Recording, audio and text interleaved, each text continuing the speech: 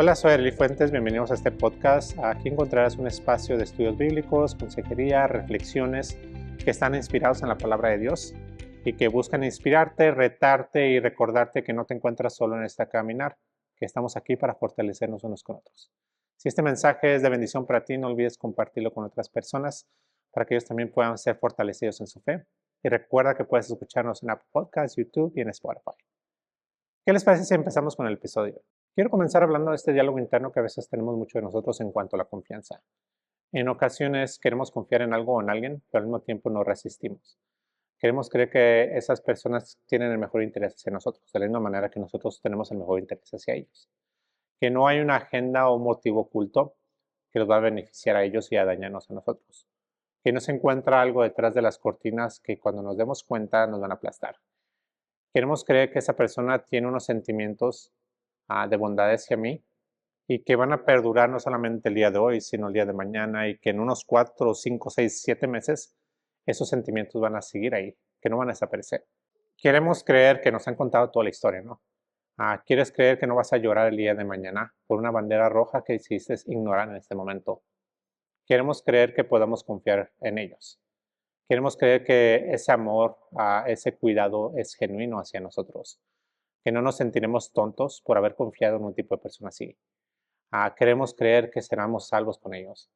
Quiero creer que puedo confiar, pues la realidad es que muchas veces tenemos miedo. Los riesgos son muchos, aun cuando mi corazón dice, te amo, ¿no? Mis miedos dicen que no estoy seguro, no puedo confiar en él. Y a veces mis miedos tienen la voz más alta en mi vida. Quiero confiar en ti, pero no puedo.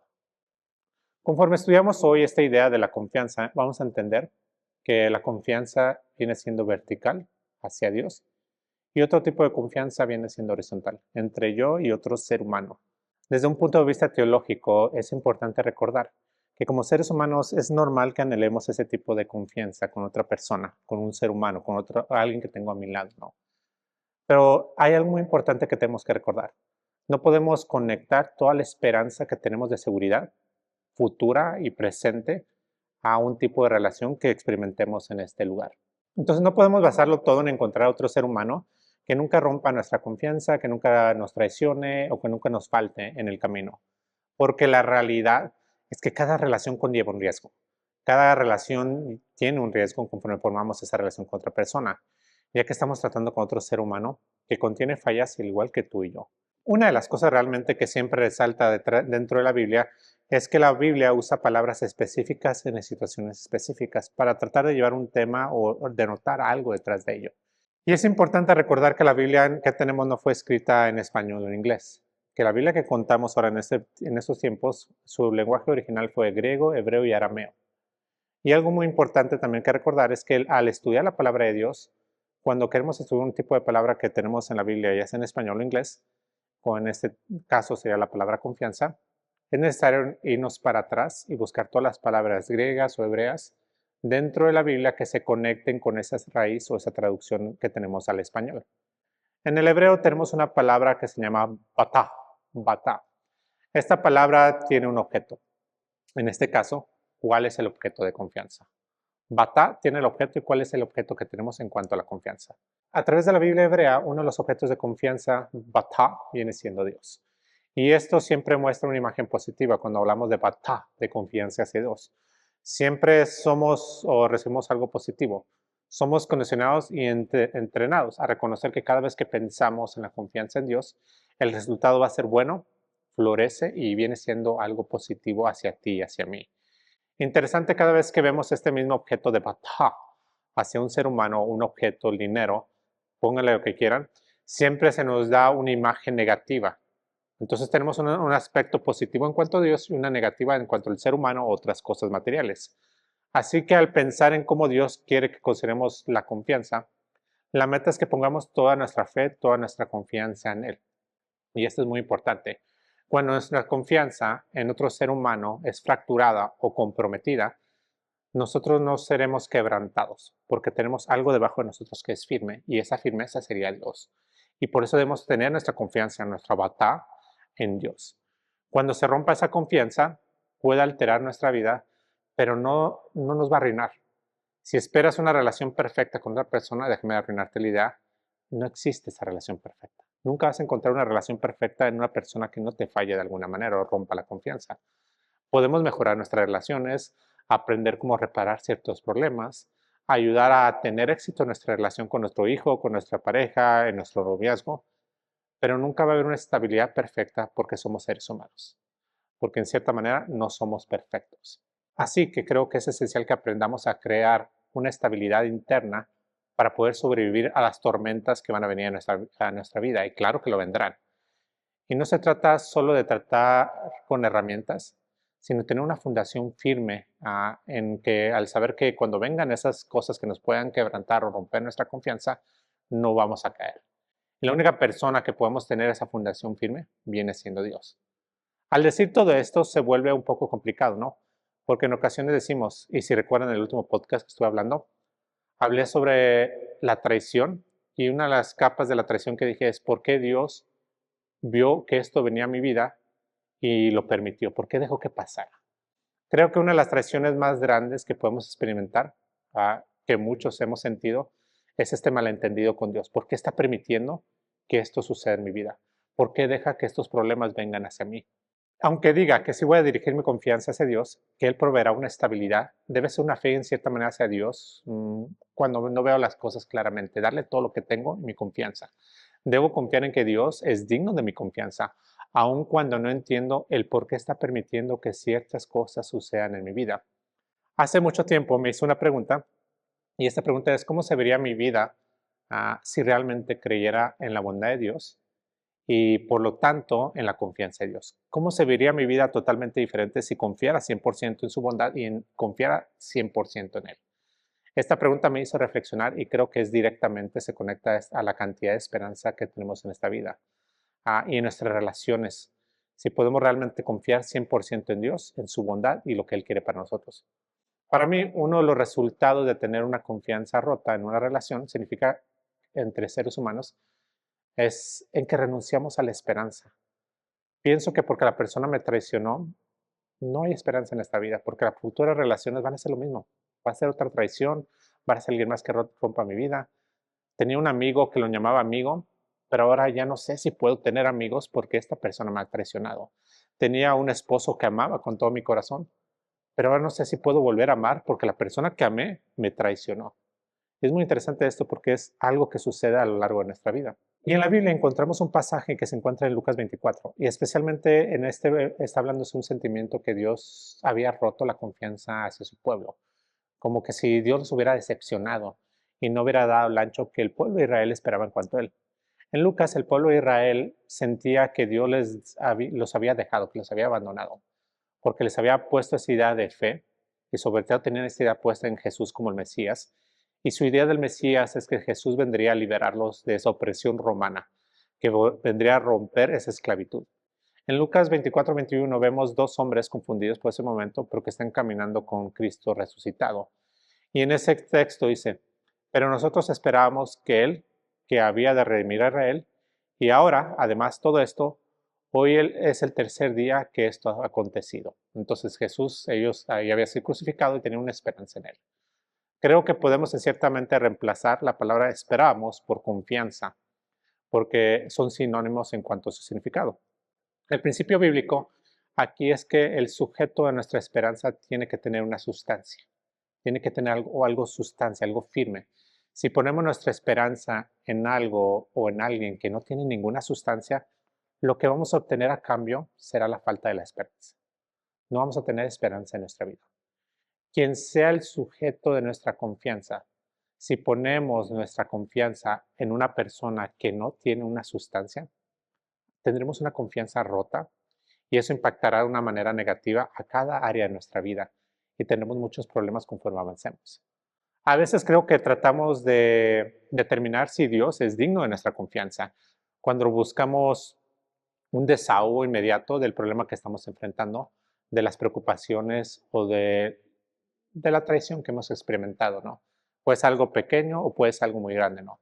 Decimos, ok, Dios, si tú eres una persona que es digna de mi confianza, es necesario que me ayudes en esto, preocupación actual que estoy experimentando, y si lo logras hacer, confiaré en ti, te entregaré mi vida. Y el pueblo de Israel eso exactamente lo quería. Ellos esperaban un rey humano que viniera el Mesías y que removiera esa opresión del pueblo romano, esa esclavitud, que le hiciera leyes y que los protegiera y que les diera la seguridad que ellos esperaban en este mundo terrenal. Cuando Jesús vino, no vino como el rey a derrocar al imperio romano en ese momento. Comenzaron ellos a dudar, el pueblo israelí, en la confianza de Dios, si realmente podían confiar en lo que Dios quería hacer ellos. Y lo que viene a mostrar esta conversación es que frecuentemente cuando confiamos en otras personas o en alguien, ya sea en Dios o un ser humano, es que esa confianza a veces le ponemos condiciones detrás de ello. Esa confianza solo es si cumples con A, o cumples con B, o cumples con C en mi vida. Entonces, si algo se debilita o se rompe en el transcurso de esa confianza, pues nuestras condiciones pues nos limitamos, ¿no? Son nuestras propias condiciones y necesario que cumplas con esto para poder yo confiar en ti. Bíblicamente las condiciones no son malas. En una relación humana creo que son buenas.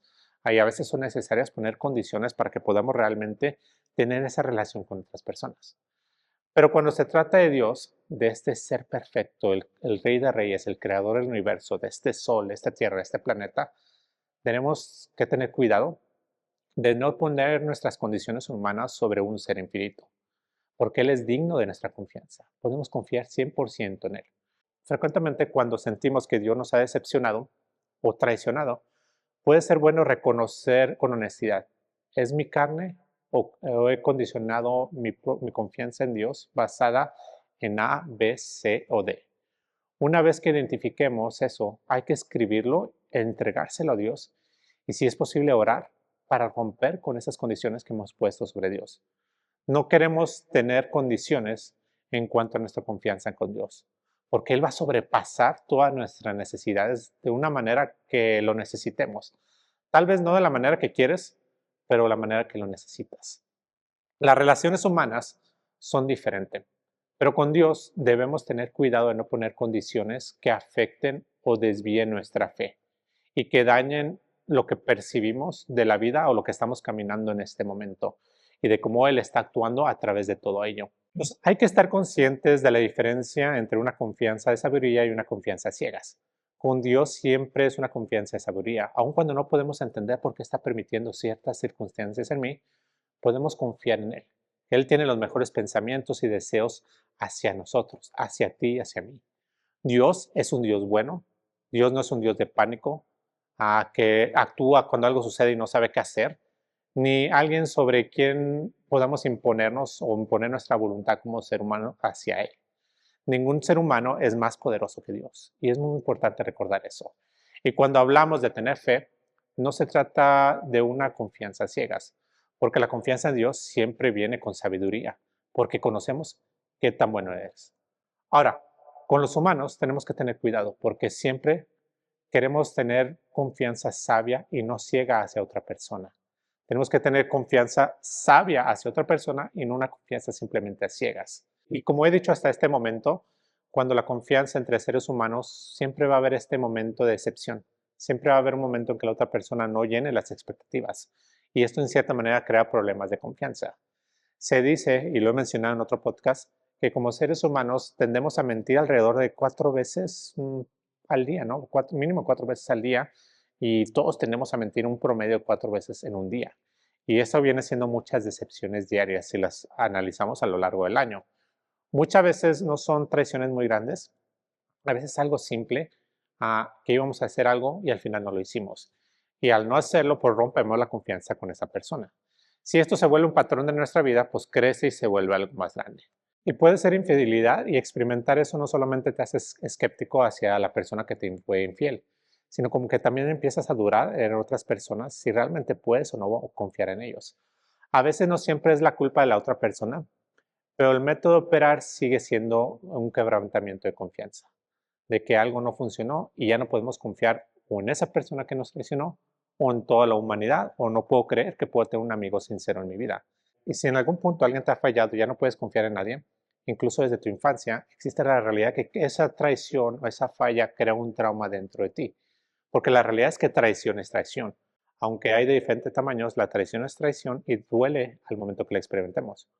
Pude haber tenido una etapa en mi vida en que confié en alguien grandemente y cuando sucedió esa ruptura, algo pequeño, creó algo en mi historia y eso se volvió una escena en mi vida.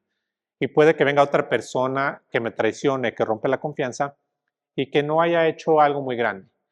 Y ni entienda por qué estoy reaccionando de cierta manera. Pero esa persona no conoce mi historia, no conoce lo que he experimentado, no conoce mis etapas. Algo menor puede sentirse como algo muy grande, si valida cierta narrativa que he estado cargando a lo largo de mi vida y una trauma que no he sanado. Si algo pequeño sucede, confirma la narrativa o una traición y se amplifica en mi vida.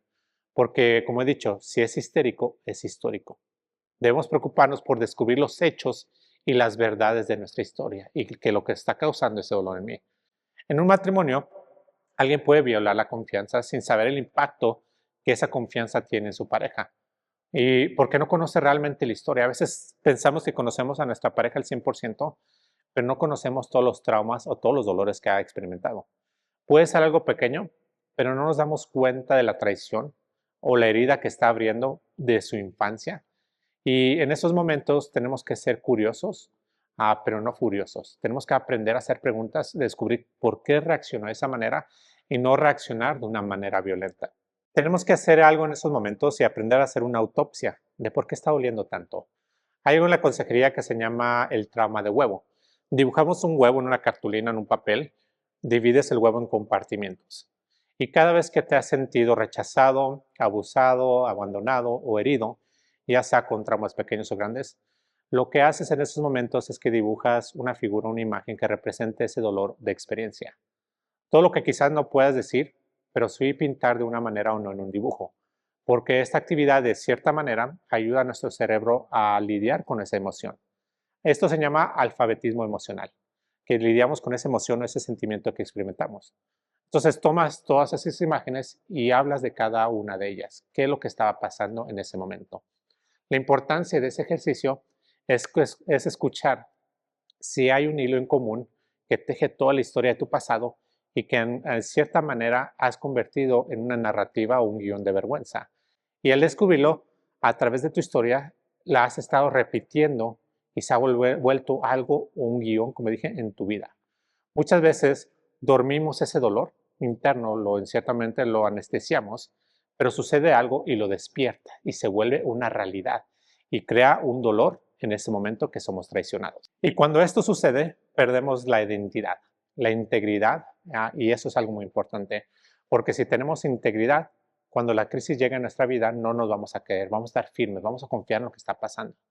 Si no, la fundación de nuestra vida se va a caer. Y eso sucede muchas veces en la persona. Una persona puede decir, nunca empecé de ser infiel. Y no está siendo una persona arrogante o tratando de crear una excusa. Pero cuando hay una violación de confianza, esa persona ya no sabe en qué confiar. Ya no sabe cómo reaccionar y puede llevarlo a una infidelidad. Veamos un ejemplo muy sencillo.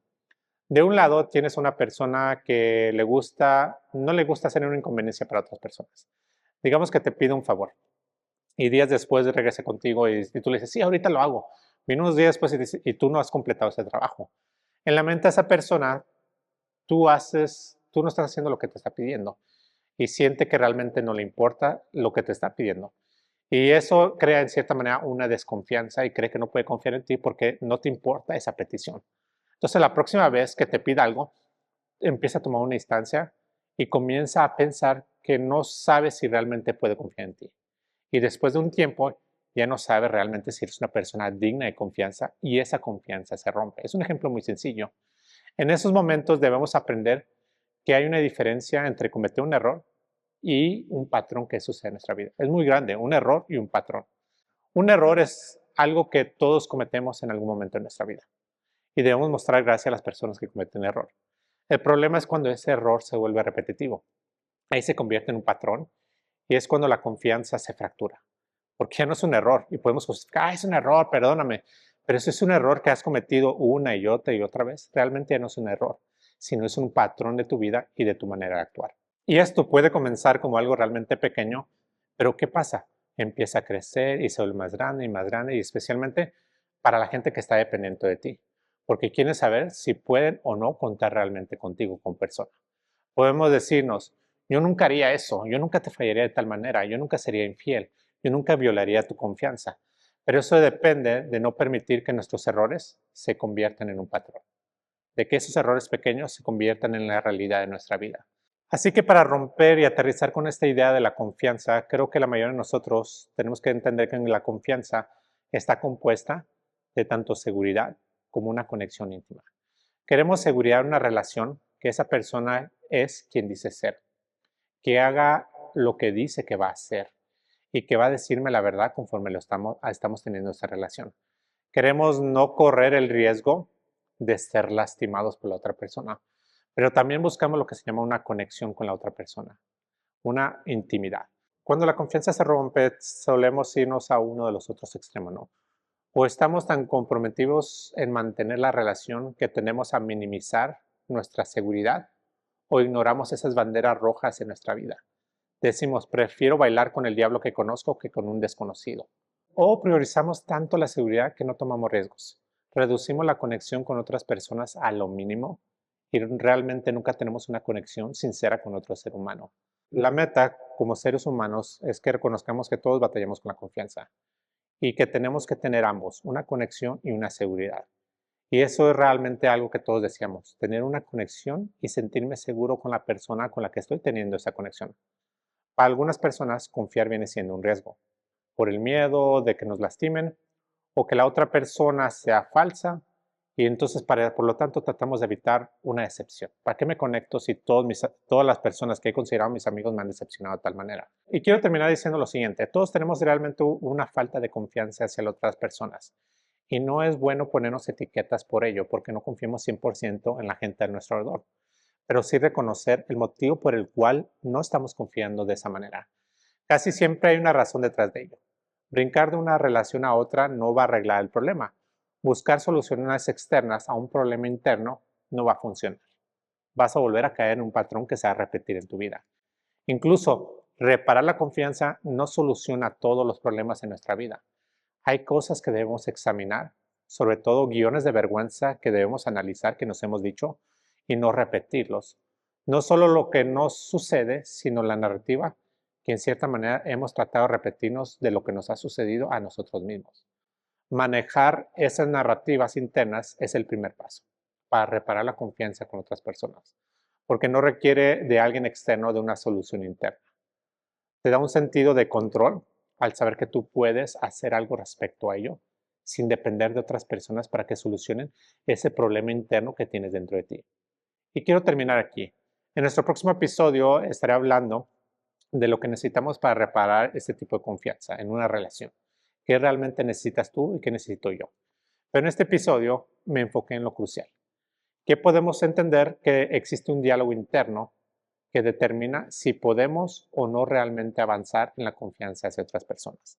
Y que es muy importante entender ese diálogo interno para poder avanzar, encontrar sanidad y volver a confiar.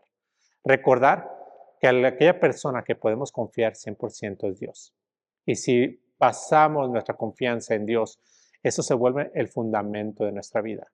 Para cuando otra persona venga y nos decepcione, nuestro mundo no se caiga en pedazos. Pero les dije, tenemos que entender ese diálogo interno que va a determinar si podemos o no avanzar en nuestra vida.